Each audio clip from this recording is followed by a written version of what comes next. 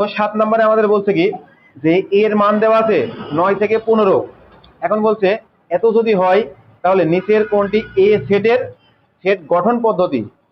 তাহলে দেখো এখানে সবগুলা কি আছে, ন্যাচারাল নাম্বার আছে, মানে স্বাভাবিক সংখ্যা। অবশ্যই 9 থেকে 15 একটা স্বাভাবিক সংখ্যা, আমরা দেখছি এটা আগে।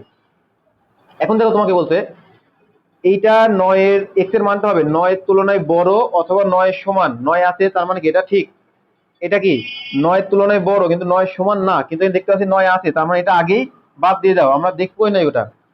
এখানে দেখো 9 এর তুলনায় বড় অথবা সমান এটা আছে, 9 এর তুলনায় বড় সমান না, তার মানে এটাও বাদ। তাহলে এই দুইটা আমি জাস্ট এই প্রথমটা দেখেই বলে দিলাম এটা হবে না। আর লাস্টেরটা মিলাও, লাস্টেরটা কি ছিল 15।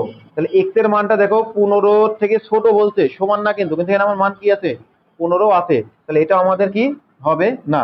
তাহলে এই যে এবার এটা মিলাও, দেখো যেহেতু তিনটা হয়নি তার মানে কি একটা অবশ্যই হবে, এটা মিলাও। এক্স এর মানটা 9 এর তুলনায় বড় অথবা সমান, এই যে দেখো এক্স এর মানটা 9 সমান অথবা 9 এর তুলনায় বড়। আবার একই সাথে এক্স এর মানটা 15 তুলনায় ছোট অথবা 15 সমান, এই দেখো 15 সমান অথবা 15 তুলনায় ছোট। তাহলে উত্তর হবে আমাদের এই ঘ নাম্বার। বুঝা গেছে?